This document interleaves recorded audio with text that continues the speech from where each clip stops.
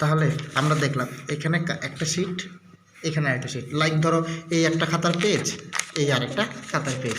তাহলে এই দুইটা স্তর, এই একটা স্তর আর এই একটা স্তর, এই দুইটা স্তরের মধ্যে একটা ডিস্টেন্স আছে। এই ডিস্টেন্সটা দেখো তো কত আছে, মোস্ট প্রবলি 3 পয়েন্ট কিছু একটা হবে, হ্যাঁ 3.35 অ্যাংস্ট্রম। তাহলে এই ডিস্টেন্সটা হচ্ছে 3.35। যখন আমরা গ্রাফাইটটাকে পিচ্ছিল কীভাবে বলছিলাম, যে যখন আমরা গ্রাফাইটটাকে ধরে এরকম করছি তখন লাইক এই খাতার পেজ, এই যে ধরো এবার এরকম অতগুলো পেজ তুমি নিচ্ছ, তুমি একটু ঘষা দিলে তাহলে কী হচ্ছে দেখো স্তরগুলো একটা থেকে আরেকটা কিন্তু সরে যাচ্ছে না। আর এখানেই দেখো খুব ইম্পর্টেন্ট একটা জিনিস, সেটা হচ্ছে বললাম এখানে কার্বনগুলো প্রত্যেকটাই sp2 সংকরায়িত, sp2 সংকরায়িত। এই sp2 সংকরায়িত হওয়ার জন্য দেখো যখন sp2 সংকরায়িত হচ্ছিল তখন কার্বনের কিন্তু একটা অযুগ্ম ইলেকট্রন কিন্তু রয়ে যাচ্ছে। এটা খুব ইম্পর্টেন্ট জায়গা, একটা অযুগ্ম ইলেকট্রন কিন্তু রয়ে যাচ্ছে। এই অযুগ্ম ইলেকট্রনটাই কার্বনের ঘাড়ে থাকে, প্রত্যেকটা কার্বনের ঘাড়ে তাহলে কী থাকছে, একটা করে অযুগ্ম ইলেকট্রন। এই অযুগ্ম ইলেকট্রনগুলোই হচ্ছে তাপ ও তড়িতের সুপরিবাহী। তড়িতের সুপরিবাহী কেন? কারণ মুক্ত ইলেকট্রন আছে, এগুলো এই মুক্ত ইলেকট্রনগুলো কী করবে, তড়িৎ পরিবহন করবে, তাপও পরিবহন করবে মুক্ত ইলেকট্রন। তাহলে আমি এখানে লিখে দিচ্ছি যে গ্রাফাইটের কার্বনগুলি sp2 সংকরায়িত। এই sp2 সংকরায়িত হওয়ার জন্য এদের প্রত্যেকটাতেই, এই কার্বনগুলির প্রত্যেকটাতেই একটি মুক্ত ইলেকট্রন বর্তমান, মুক্ত ইলেকট্রন আছে না? এই মুক্ত ইলেকট্রনগুলি, এখানে মুক্ত ইলেকট্রনটা কেন আছে বুঝতে পারছো তো? যদি s আর p এর দুইটা যদি সংকরায়নে অংশগ্রহণ করে তাহলে একটা ইলেকট্রন ফ্রি পড়ে আছে, ও তো কিছুই করতে পারছে না, পারছে? ও কিছু করতে পারছে না। এই ফ্রি ইলেকট্রনটাই হচ্ছে যত নষ্টের গোড়া। এই কী করবে, বাইরের থেকে তুমি ইলেকট্রিসিটি পাঠাও, ওই ইলেকট্রনটা যদি ক্যাটায়ন হয় তাহলে ইলেকট্রনটা কারেন্ট নিয়ে হচ্ছে ছোটাছুটি করে থাকবে, এক মাথা থেকে আরেক মাথায় ইলেকট্রন পাস করতে থাকবে। তাহলে এই সংকরায়নের জন্য মুক্ত ইলেকট্রন উপস্থিত, এর জন্য এই গ্রাফাইট হচ্ছে তাপ ও তড়িতের সুপরিবাহী।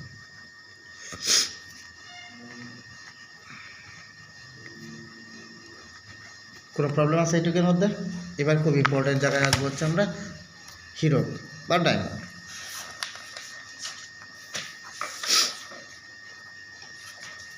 বুঝতে পারছো? অসুবিধা হচ্ছে না তো? ইম্পর্টেন্ট জায়গায় কিন্তু। এবার হচ্ছে আমরা আসছে হিরোকে। এবার হিরোকে মনে রাখবা এখানে কার্বনগুলি হচ্ছে sp3 সংকরায়িত।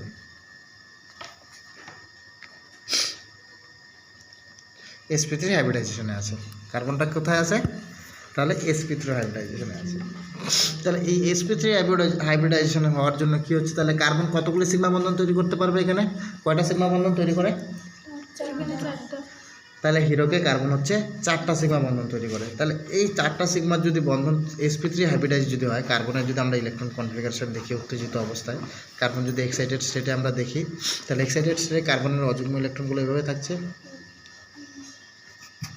তাহলে sp3 যদি হাইব্রিডাইজড হয় তাহলে প্রত্যেকটা অরবিটাল হচ্ছে কী করবে, পার্টিসিপেট করবে। তাহলে নো ফ্রি ইলেকট্রনস, sp3 হাইব্রিডাইজেশনে নো ফ্রি ইলেকট্রনস,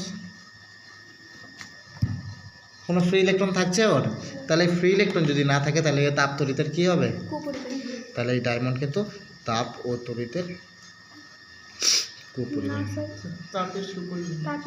সরি শুধু তড়িতের কুপরিবাহী, মুক্ত ইলেকট্রন নাই জন্য। আর তাপের সুপরিবাহীটা কেন পরে বলছি। আচ্ছা, এবার দেখো তাহলে এখানে আমরা দেখি যে ডায়মন্ডের গঠনটা কীরকম হয়।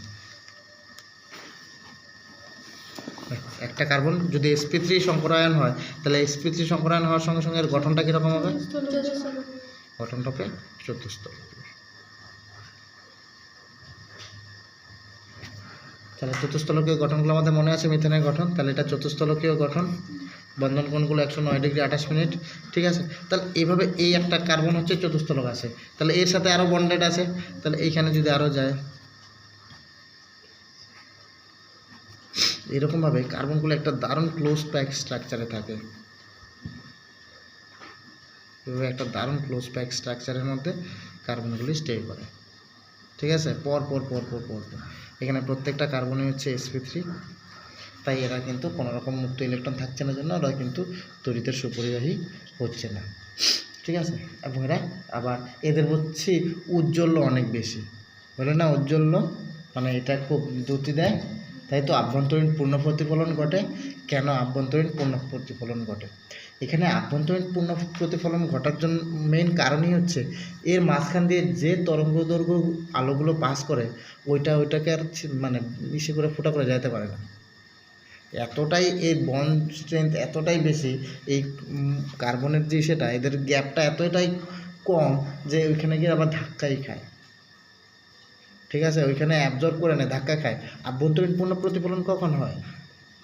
প্রথমে হচ্ছে এরকম যায়, ঠিক আছে, এখানে গিয়ে এরকম একটু প্রতিসরণ হয়, তাই তো এভাবে আস্তে আস্তে আস্তে আস্তে আস্তে আস্তে যখন সংকট কোণে আসে তখন কি হয়?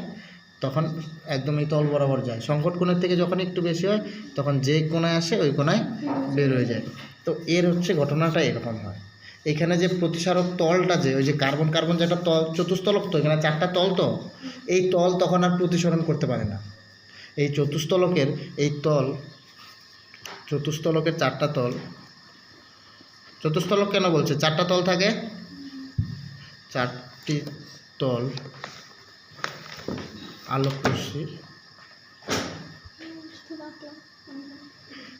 আলোক রশ্মিকে পূর্ণ বিকিরিত করে দেয়।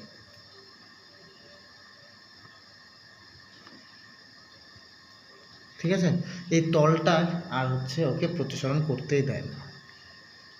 ক্লিয়ার? আর যখন আভ্যন্তরীণ পূর্ণ প্রতিফলন হবে তখন তো লাইটের ইন্টেন্সিটি তো অনেক বেশি হবে। ঠিক আছে, আর আমরা একটা শর্টকাট জিনিস জানি, তাহলে হচ্ছে ফুটবল আর এর হচ্ছে ষড়ভুজের সংখ্যা বলছে 20টা।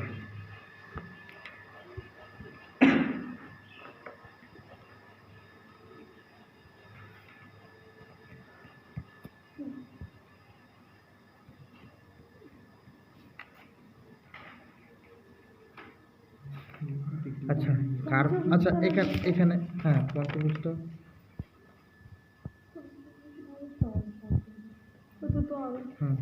এটাও লাগবে। 12টি পঞ্চবিশিষ্ট তল থাকে, পঞ্চভুজ বিশিষ্ট তল। ইম্পর্টেন্ট জায়গাগুলো আমি বলে দিয়ে যাচ্ছি। তল হচ্ছে 12টি। আরেকটা ইম্পর্টেন্ট জায়গা এখানে একটু ছেড়ে আসছি, সেটা হচ্ছে গ্রাফাইটে কার্বন কার্বন বন্ধন দৈর্ঘ্য বলছে কত? 1.42 অ্যাংস্ট্রম।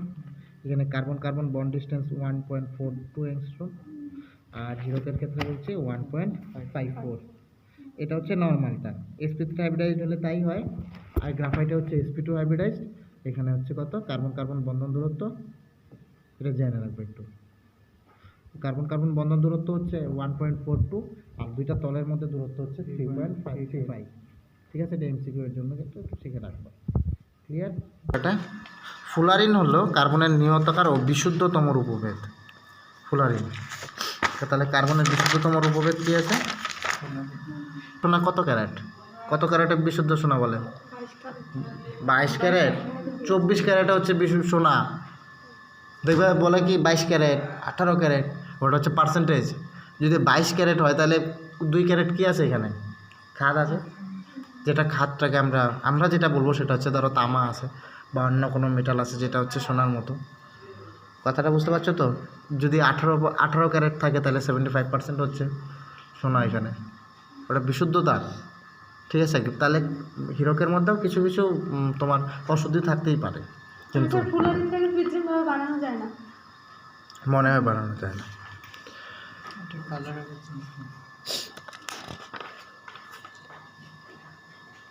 এটা রাগবি বলের মতো, কার্বন 17-এর।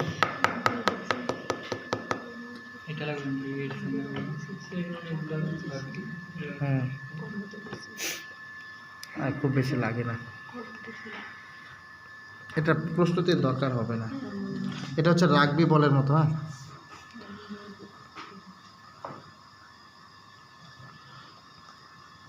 এটা হচ্ছে রাগবি বলের মতো। আমি ফুটবল বলছি, এটা রাগবি বল, ওই ফুটবলের মতোই অনেকটা। রাগবি খেলা দেখছো? হ্যাঁ কীরকম থাকে বলটা? অনেকটা ডিম শেপের, ঠিক আছে, কিন্তু মানে ডিম না, আবার মানে ওরকমই টাইপ। কার্বনের বিভিন্ন যৌগগুলি আর তাদের সংকরায়নগুলি তোমরা অনেকটাই পারবা। বিভিন্ন যৌগ, কার্বনের বিভিন্ন যৌগগুলো তোমরা যেগুলোর নাম জানো, মিথেন, এখানে তোমরা সংকরায়ন অবস্থা জানো, ইথেন তোমরা জানো, তোমরা ইসে জানো, ইথিন তোমরা জানো, অ্যাসিটিলিন তোমরা জানো, এদের কার্বনগুলির সংকরায়ন পরিস্থিতি তোমরা জানো। এই দুইটা হচ্ছে sp3 সংকরায়ন, এটা sp2, এটা sp3। তার পাশাপাশি তোমাদের জানতে হবে কার্বন ডাইঅক্সাইড, কার্বন টেট্রাক্লোরাইড, ঠিক আছে, এগুলো তোমরা সিগমা বন্ধন বললেই পাওয়া যাবে, পাবো না? পাবা তো?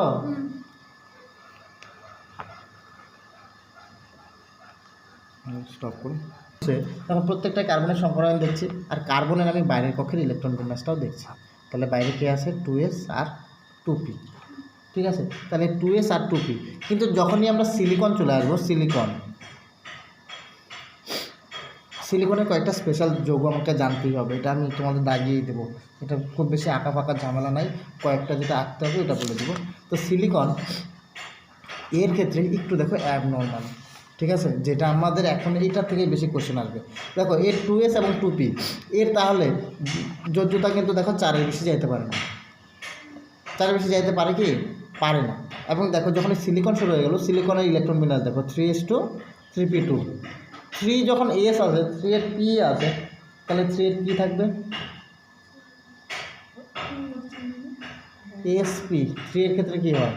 n = 3, l = কি হবে তখন? কোয়ান্টাম নাম্বার থেকে যদি দেখি 0 1 আর 2, তাই তো? তাহলে 0-এর জন্য s, 1-এর জন্য p, 2-এর জন্য, তাহলে 3-এর ক্ষেত্রে কি থাকবে? ডিটা ফাঁকা পড়ে থাকবে না? অর্থাৎ সিলিকনের যখন আমি ইলেকট্রন বিন্যাস করবো, খুব খুব খুব ইম্পর্টেন্ট জায়গা, খুব ইম্পর্টেন্ট জায়গা। তাহলে এখানে দেখো 3s 3p আর 3dটা একদম কমপ্লিট ব্ল্যাঙ্ক, এর হচ্ছে এটা গেস্ট হাউস, ওটার গেস্ট হাউস। কারণ সিলিকন যখন সিলিকন টেট্রাক্লোরাইড তৈরি করবে, তখন কি করবে তখন sp3 হাইব্রিডাইজড হবে, এখানে ক্লোরিন একটা দিবে, একে এক্সাইটেড স্টেটে নিয়ে যাবো, যেরকম কার্বন টেট্রাক্লোরাইডে যেরকম হয়, তাহলে এরকম তৈরি হবে।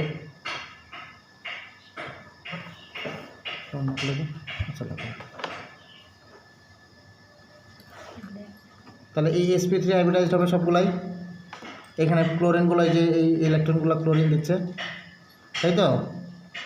দিচ্ছে না? তাহলে এইভাবে যদি ক্লোরিনগুলো যদি এই অযুগ্ম ইলেকট্রনগুলো দেয়, তাহলে তো সিলিকন টেট্রাক্লোরাইড তৈরি hচ্ছে, আর এখানে দেখো sp3 সংকরায়ন হচ্ছে, যেরকম কার্বন টেট্রাক্লোরাইড বা মিথেন যেরকমই হোক। তাহলে এই যদি ওর সংকরায়ন অবস্থা হয়, তাহলে s আর p এর হচ্ছে এই 3s আর 3p হচ্ছে বন্ধনে ইনভলভ, তাহলে এইটা কি ফাঁকা করে রইল না?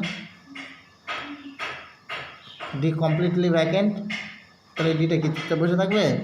চুপচাপ বসে থাকে না। যখন কার্বন টেট্রাক্লোরাইড আর সিলিকন টেট্রাক্লোরাইড, যখন দুইটাকে আমি আলাদা আলাদাভাবে আর্দ্র বিশ্লেষণ করি, আর্দ্র বিশ্লেষণ মানে কি? কার্বন টেট্রাক্লোরাইডকে আমি যখন জলের উপস্থিতিতে বিক্রিয়া করি, তখন এই একরকম প্রোডাক্ট দেবে। যখন সিলিকন টেট্রাক্লোরাইডকে বিক্রিয়া করি, তখন এই আবার আরেক রকম প্রোডাক্ট দেয়, এবং দুইজন আলাদা আলাদাভাবে বিক্রিয়া করে।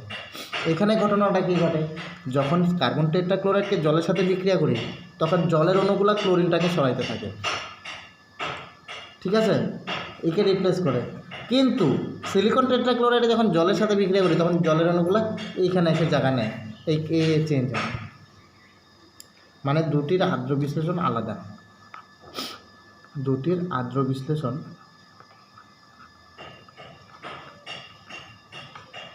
পৃথক নিয়মে ঘটে।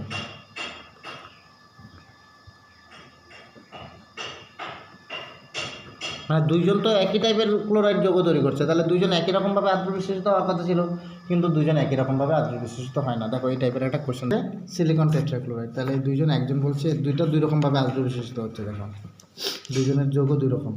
দেখো কার্বন টেট্রাক্লোরাইড জলের সাথে বিক্রিয়াই করছে না, সিলিকন টেট্রাক্লোরাইড দেখো সিলিসিক অ্যাসিড তৈরি করছে, ঠিক আছে। কারণ দুজন বিক্রিয়া করার কথা ছিল, একই যৌগ, একই গ্রুপভুক্ত মৌলগুলো তো একই রকম ক্যারেক্টারিস্টিক্স, তোমাদের সবার একই রকম জানার কথা, ঠিক আছে, কিন্তু কেউ আছে যে বায়োলজি একদমই পড়ে না, কেউ আছে যে একদম অঙ্ক করে না। কেন? সবাই তো 11-এ পড়ে, সবারই তো একই রকম ক্যারেক্টারিস্টিক্স হওয়ার কথা ছিল। ঠিক আছে, তাহলে কারো কারো স্পেশাল কিছু পার্থক্য থাকে। এবার খুব ইম্পর্টেন্ট জিনিস হচ্ছে, যেটা একটু অ্যাডভান্সড, কিন্তু তোমাদের এটা একটু বলে দিই। সেটা হচ্ছে, দেখো, যখন আমরা কার্বন, সিলিকন, জার্মেনিয়াম, টিন আর লেড অবধি আসবো, তখন উপর থেকে নিচের দিকে কী হয়? ধাতব ধর্ম বাড়তে থাকে, বাড়ে তো। 6s2 6p2, ঠিক আছে, 6s2 6p2। এই 6s এর পরে আরেকটা কে আছে? 4f-টা কোথায় আছে? 4f, তারপরে 6s, 4f আছে না? এই 4f এর দুর্বল আবরণী প্রভাবের জন্য, এটা কিন্তু কোশ্চেন আসে,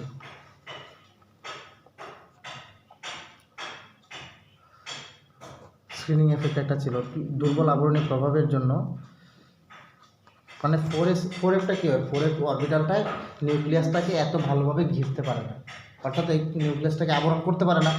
এই আবরণী প্রভাবের জন্য কি হয়? এই 6s এর দুটি ইলেকট্রন,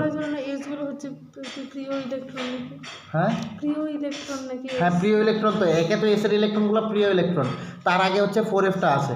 এই 4f এর দুর্বল আবরণী প্রভাবের জন্য 6s এর দুটি ইলেকট্রন নিউক্লিয়াস দ্বারা তীব্রভাবে আকর্ষিত হয়। কি হয়? নিউক্লিয়াস দ্বারা তীব্রভাবে আকর্ষিত হয়।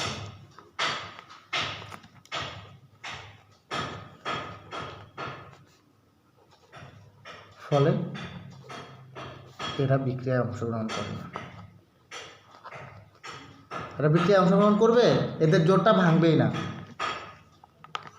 অংশগ্রহণ করে না। একে বলে হচ্ছে নিষ্ক্রিয় জোর প্রভাব। একে নিষ্ক্রিয় জোর প্রভাব বলা হয়। কি বলা হয়? নিষ্ক্রিয় জোর প্রভাব। মানে এই জোরটা কী হয়ে যায়? নিষ্ক্রিয় জোর প্রভাব। এই নিষ্ক্রিয় জোর প্রভাবের জন্যই তাহলে দেখো, এই যে এর 6s এর যে দুইটা ইলেকট্রন, এই দুইটা ইলেকট্রন কি বলছে? এরা পার্টিসিপেট করেই না। তাহলে পার্টিসিপেট যদি এরা না করে, তাহলে পার্টিসিপেট করবে কারা?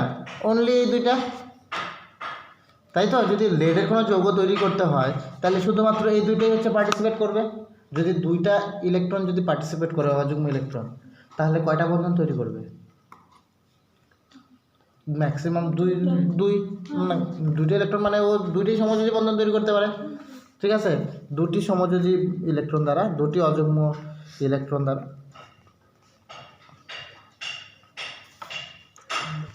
দ্বারা দুটি সমযোজী বন্ধন তৈরি করতে পারে, সমযোজী বন্ধন তৈরি করে।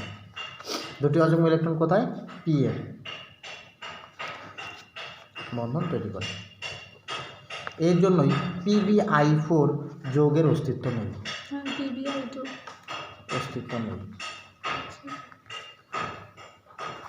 কিন্তু PbI2 এর অস্তিত্ব আছে। এই কোশ্চেনটা কিন্তু আছে। কেন? কারণ ওর ওই যে দেখো, এই PbI4 কেন? কারণ আয়োডিনের সাথে 4টা সমযোজী বন্ধন তৈরি করার কথা ছিল, কিন্তু Pb এর নিঃসঙ্গ জোর প্রভাবের জন্য, নিষ্ক্রিয় জোর প্রভাবের জন্য কি হচ্ছে? তাহলে ওর সমযোজ্যতা কত? 4 দেখাতে পারে না। তাহলে অনলি কত যোজ্যতা দেখাবে? 2। সেই PbI2 অস্তিত্ব আছে, কিন্তু PbI4 এর অস্তিত্ব নেই। আর একটা ছোট্ট কোশ্চেন বলি, SnCl2, যেহেতু এটার মধ্যে টিন আছে, SnCl2 আর হচ্ছে SnCl4, মিষ্টু বলো, এই দুইটার মধ্যে কোনটা সমযোজী, কোনটা তড়িৎযোজী? কোনটা সমযোজী, কোনটা তড়িৎযোজী? তা যার চার্জ বেশি সে কী হবে? তাহলে এখানে তাহলে এ হচ্ছে আয়নীয় যৌগ,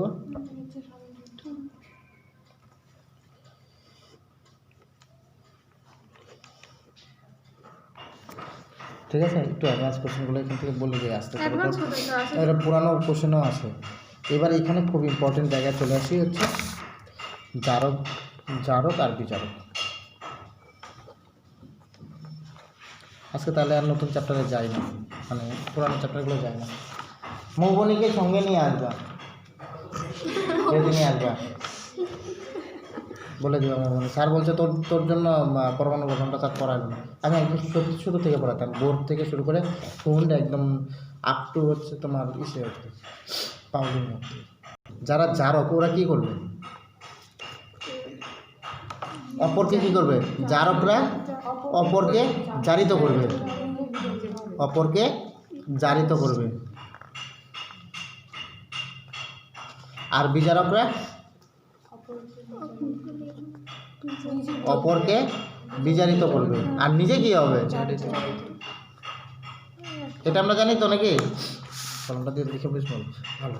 আচ্ছা, তাহলে জারক হচ্ছে অপরকে জারিত করবে। তাহলে অপরকে যদি জারিত করতে হয় তাহলে ওর কাছ থেকে ইলেকট্রন নেবে না দিবে? অপরকে জারিত, তাহলে নিজে ইলেকট্রন গ্রহণ করবে। নিজে ইলেকট্রন তাহলে গ্রহণ করবে, অপরকে তাহলে অপরকে জারিত করবে না। তাহলে জারকরা হচ্ছে কি ইলেকট্রন গ্রহণ করবে। জারক হচ্ছে ইলেকট্রন গ্রহণ। তাহলে বিজারকটা লিখলাম না। তাহলে ও আরেকজনকে কি করলো? জারিত করতে হলে ও ইলেকট্রন গ্রহণ করবে অপরের থেকে। অপরের থেকে যদি ও ইলেকট্রন গ্রহণ করে ডলি, তাহলে আমাকে বলো তাহলে তার জারণ সংখ্যার পরিবর্তন কীরকম হবে? অপর থেকে ইলেকট্রন যদি গ্রহণ করে অপরকে জারিত করবে, তাহলে ওর জারণ সংখ্যার পরিবর্তন কীরকম হবে? প্লাস চার্জ বাড়বে না কমবে? অপর থেকে ইলেকট্রন নিলে তাহলে তো প্লাস চার্জ বাড়বে। প্লাস চার্জ বাড়বে, তাই তো? ফার্স্টে মাইনাস চার্জ, তাহলে ইলেকট্রন যদি নেয় তাহলে মাইনাস বৃদ্ধি পাবে না প্লাস বৃদ্ধি পাবে? ঋণাত্মক হবে। তাহলে SN4+, ও যদি ইলেকট্রন দুইটা নেয় তাহলে ও কি হবে? তাহলে SN2+ হচ্ছে কি? তাহলে SN4+ কি একটা জারক, কারণ ও অপরের থেকে দুটো ইলেকট্রন নিয়ে SN2+ আসলো, তাই তো? আমার উদ্দেশ্যটা কিন্তু তাই। তাহলে একটা জায়গায় বলছে কার্বন মনোক্সাইড হচ্ছে বিজারক, এতে করে আমি কি বুঝবো?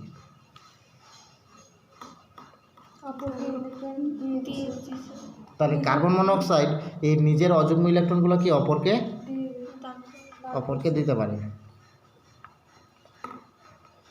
দিয়ে দিতে পারে।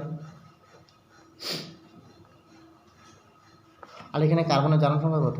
+2, ঠিক আছে? তাহলে অপরকে ইলেকট্রনও দিয়ে দিতে পারে, নিঃসঙ্গ ইলেকট্রন জোটটা অপরকে দিতে পারে। আবার বলছে কার্বন মনোক্সাইড একই সাথে জারক, এর মানে কি? নিতেও পারে, তাহলে এ আরেকজনের কাছ থেকে ইলেকট্রন নিতেও পারে। এটার উদাহরণ কি? কার্বন মনোক্সাইড যখন আবার অক্সিজেনের সাথে বিক্রিয়া করবে তখন কি হবে? Carbon dioxide. তাহলে এখানে জারণ সংখ্যা কত ছিল? +2, এখানে জারণ সংখ্যা কত? তাই তো? তাহলে জারণ সংখ্যার কী করলো? তাহলে প্লাস চার্জ বৃদ্ধি পেল। তাহলে কার্বন মনোক্সাইড একই সাথে বিজারক এবং একই সাথে জারক। কেন? কারণ ও ইলেকট্রন দানও করতে পারে। ইলেকট্রন দান করে এই কার্বন মনোক্সাইড হচ্ছে ইলেকট্রন দান করে কার্বনে রূপান্তরিত হয়। তাহলে কত হয়? কার্বন ছিল কত? 2+, এইখান থেকে হচ্ছে ও 0তেও যেতে পারে, ঠিক আছে? যেরকম এটার একটা উদাহরণ তোমাদের ছিল কি না? হয়তো ছিল না বোধহয়। যেমন আর বিক্রিয়া আছে এরকম জিঙ্ক, না উল্টা বললাম, দেখো এখানে একটা বিক্রিয়া, দেখো এই যে যেটা বলতে চাচ্ছিলাম, দেখো কার্বন মনোক্সাইড, দেখো এই যে এই বিক্রিয়াটা দেখো, শুধু বিক্রিয়াটা দেখো তাইলেই বুঝে যাবো। যখন কপার অক্সাইডের সাথে বিক্রিয়া করছে কার্বন মনোক্সাইডে কার্বনের চার্জ হচ্ছে +2, কারণ অক্সিজেন হচ্ছে -2। এখান থেকে দেখো কার্বন ডাইঅক্সাইড যখন তৈরি হচ্ছে তখন +4-এ চলে যাচ্ছে। আবার যখন দেখো কার্বন মনোক্সাইড যখন হাইড্রোজেনের সাথে বিক্রিয়া করছে দেখো তখন মিথেন তৈরি করছে। তাহলে -2 থেকে মিথেন যখন তৈরি করছে -4-এ চলে যাচ্ছে +2 থেকে। বুঝতে পারছো কি বুঝতে পারছো না? আর বলি, যদি জারণ সংখ্যা বৃদ্ধি পায় তাহলে জারণ হয়, হ্যাঁ? যদি জারণ সংখ্যা যদি হ্রাস হয় তাহলে বিজারণ হয়, তাই তো? তাহলে দেখো কার্বন মনোক্সাইড এখানে ছিল +2, কার্বন মনোক্সাইড অলওয়েজ +2। দেখো যখন কার্বন ডাইঅক্সাইড হয়ে যাচ্ছে তখন +4, তখন আর জারণ হচ্ছে। আবার দেখো কার্বন মনোক্সাইড যখন +2, ওইখান থেকে যখন মিথেন তৈরি হচ্ছে তখন -4, তো জারণ সংখ্যা কি হ্রাস করলো? তাহলে এখানে কি হয়ে যাচ্ছে? বিজারণ হয়ে যাচ্ছে, ঠিক আছে? হয়ে যাচ্ছে কথাটা? আচ্ছা, এটাই আমি বলতে চাচ্ছি যে জারক বিজারক, তার মানে কি? ও যদি জারণ বিজারণ ঘটছে তার মানে ও জারক বিজারক হিসেবে কাজ করছে, যখন বিজারণ ঘটছে তখন ও জারক হিসেবে কাজ করছে। আচ্ছা চলো, তাহলে এই হচ্ছে আমাদের এইটুকু। এবার সিলিকনের কিছু ইম্পর্টেন্ট জায়গা, আর বললাম যে যারা কাদের আমরা জারণ বলবো, কাদের জারণ ধর্ম আর কাদের বিজারণ ধর্ম ক্ষমতা বেশি বলবো, খুব একটু ছোট্ট করে বলে দিই। এটাই লাস্ট, এটা লাস্ট না, একটু লাস্ট আছে। জারণ ধর্ম ও বিজারণ ধর্ম। আচ্ছা, ভাষ্যতে কেন মামার বাড়িতে যাব, কেন মামার বাড়িতে যায়, কেন যায়? বাড়ির থেকে মামার বাড়ি বেশি প্রেফার করি আমরা, কেন?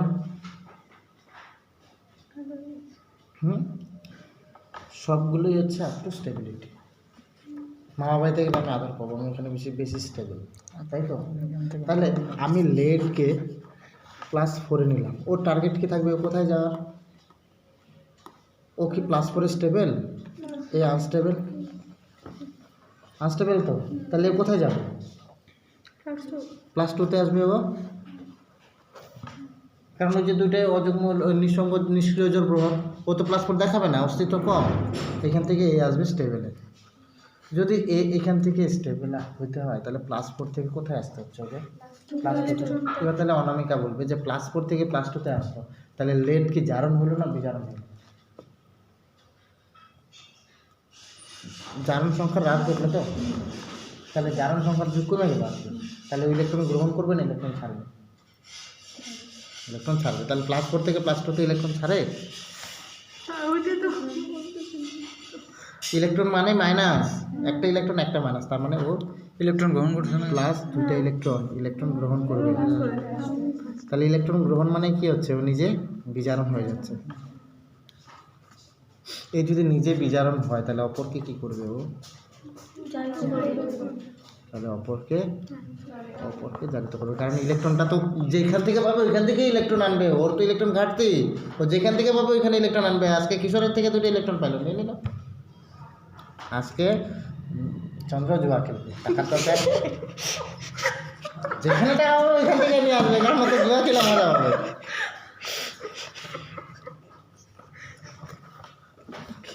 তাহলে অপরকে জারিত করে, তার মানে অপরকে যদি জারিত করে তাহলে এই একটা কি জারক, তাই না?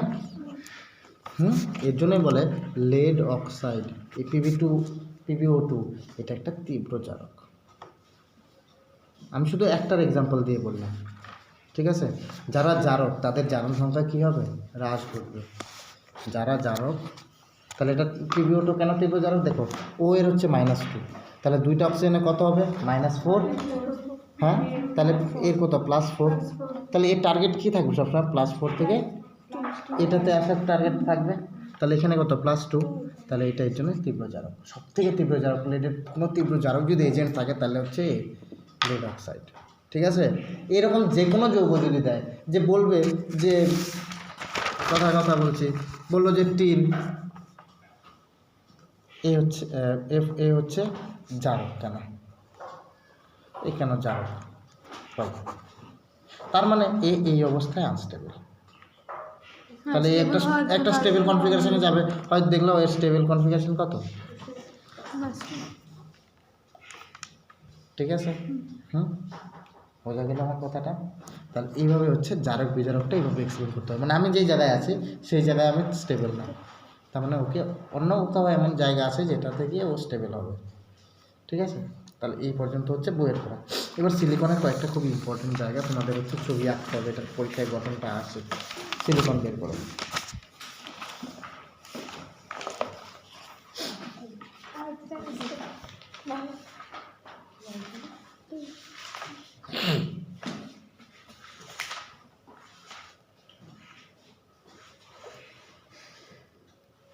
গঠনটা জানতে হবে। অর্থোসিলিকন, পাইরোসিলিকেট, এর আকৃতি আর গঠনটা জানতে হবে। বাকিগুলি লাগবে না।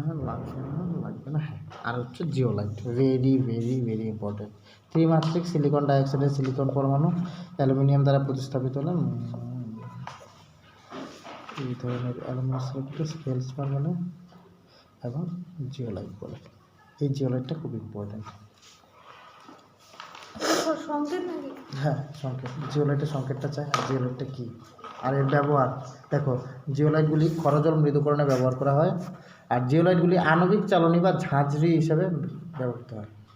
মানে ছাঁকনি দিয়ে কী করে? আটা আটা আটা হ্যাঁ হ্যাঁ কী করে?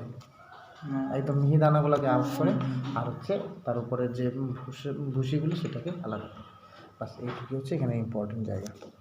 চলো রেখে দাও।